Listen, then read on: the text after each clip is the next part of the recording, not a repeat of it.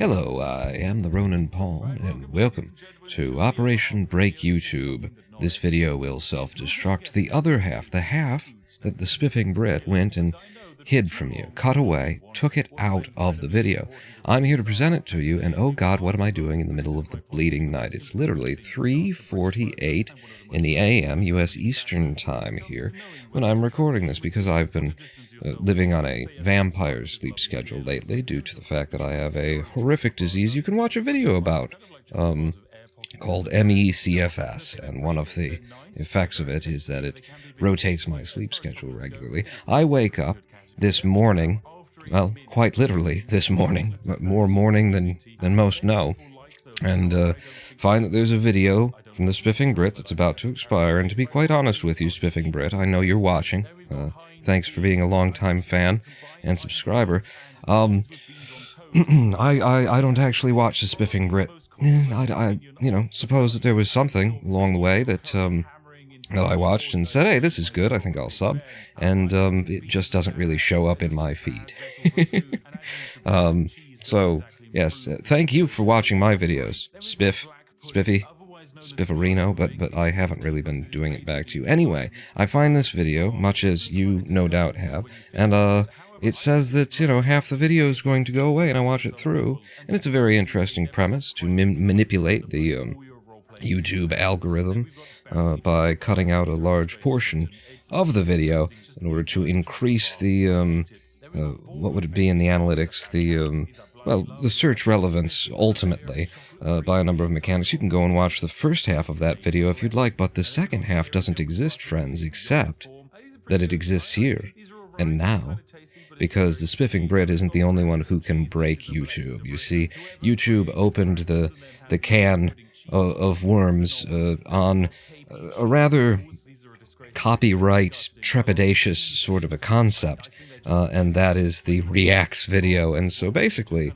on this platform, for some reason, it is considered just fair use and transformative works and copyright friendly, so long as at some point in this video I react to the Spiffing Brit's, original video here. As long as I sort of, it seems to me, having seen one or two of these Reacts videos, it seems to me that really just making faces and sort of gurgling in the back of the throat counts as a Reacts video.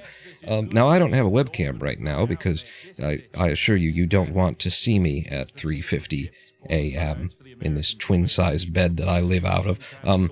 You don't want to see me, I assure you. But, okay, there's nothing to say that this whole time I haven't been sneering at the screen. I'm doing it right now. As far as you know, I'm not going to make the effort to... I did. I truly did. In fact... can you believe what he just said about whatever the hell he's done? Cadbury's cream eggs? Oh my god. This man, how could he speak against those horrific things that just clog the arteries? And that's exactly what he said. I'm just stealing from him now, much like I'm stealing from him to make this supposed Reacts video.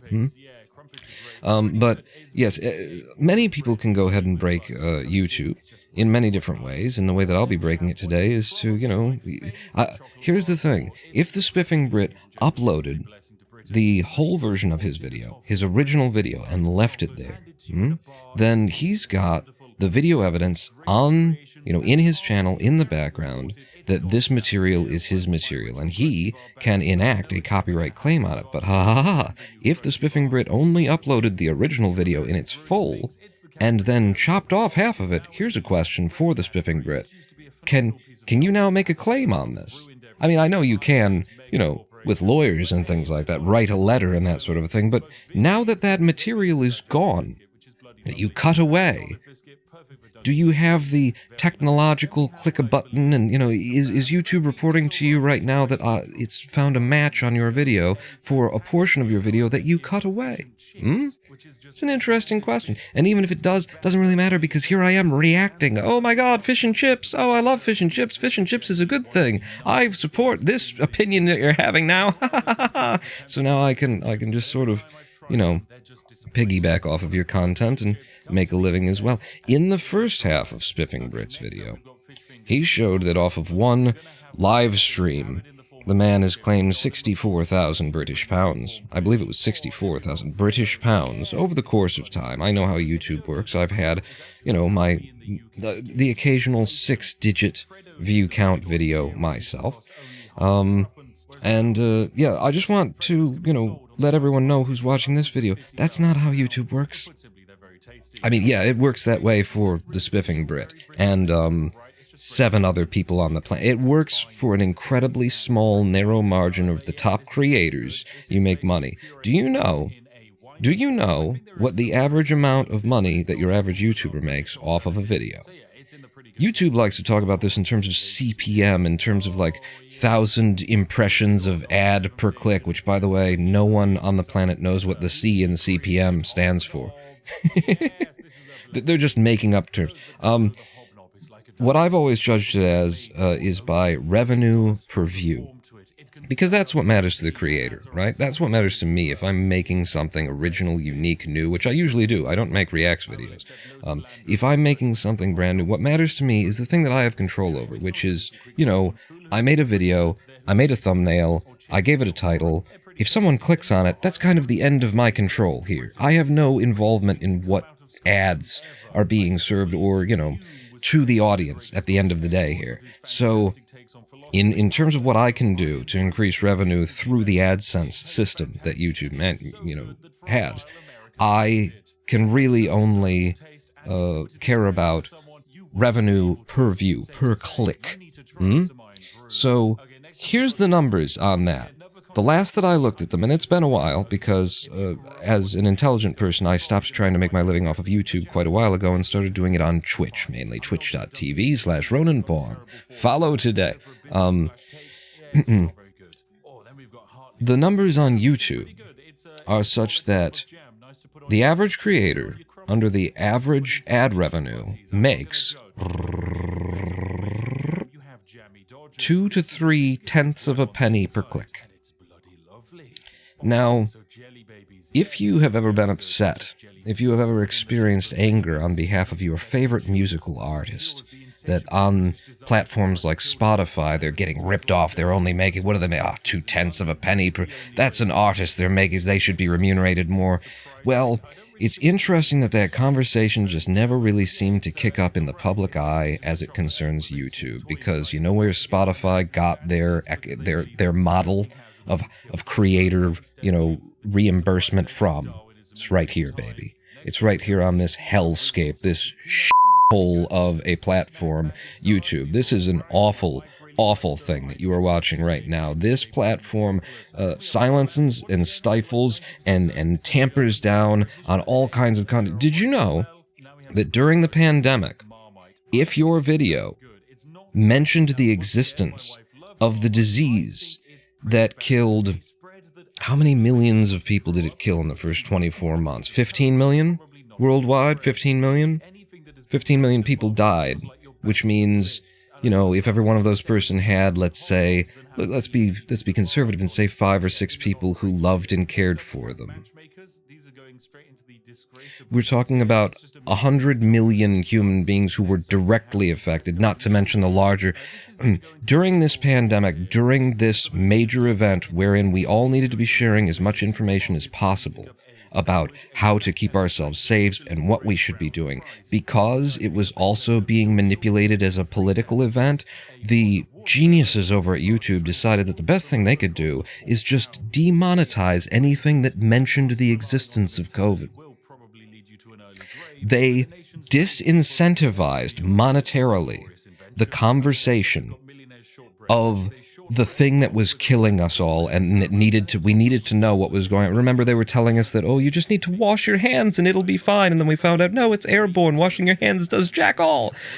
This information had a harder time getting out. The truth had a harder time penetrating the lies and nonsense from, various people who were trying to politicize it who were just trying to, get the workers back to work to make them the money because they're the investor class and they don't care who needs to die. YouTube was a party to all of that because they disincentivized conversations about the important thing under the ethos of, well, it's political and we don't want, there's going to be misinformation around COVID-19, so we'll just disincentivize anyone from talking about it at all. That is ghoulish. That is morally reprehensible. It is not the way to do that. It is freedom of speech averse, and it is not the only time or the only place where that happens. That happens all the time. It's across all sorts of different avenues of the conversation and of freedom of speech on this platform, because, of course, the freedom of speech that you may enjoy in your country by your laws and your constitutions and things like that don't really apply here. And no one seems to be that interested in recognizing that the public square no longer exists in a physical sense. There is no location in your local town where you and others can gather there and talk about the things that need to be said and advocate for the things that you believe and argue against the evils of the world and that sort of a thing.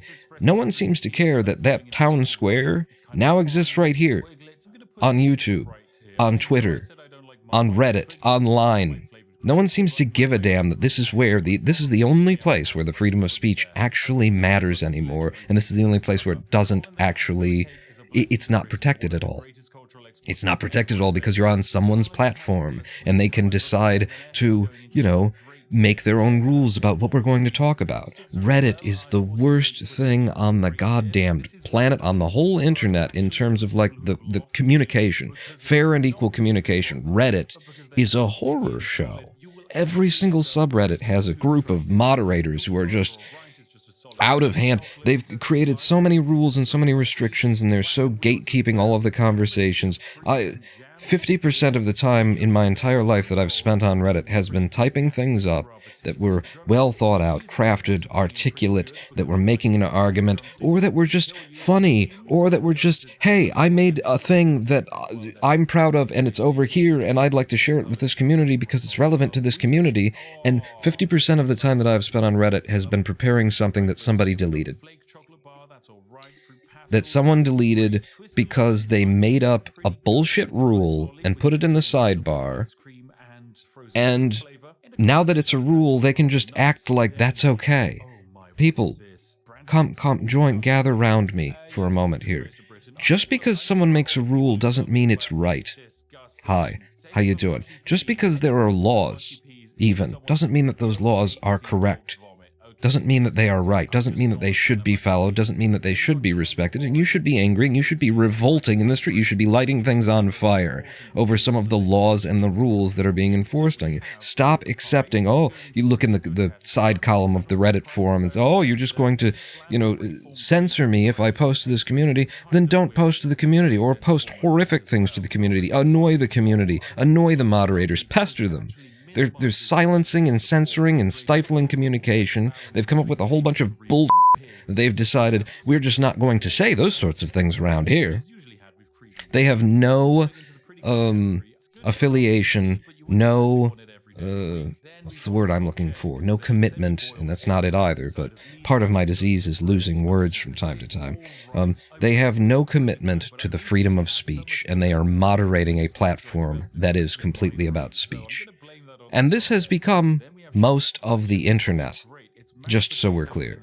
This has become most of the internet. YouTube also, they're not censoring it necessarily unless it goes over a certain level, but they've created algorithmic functions that deprioritize speech that they don't want to be affiliated with. And they're a private corporation, so they're allowed to do that.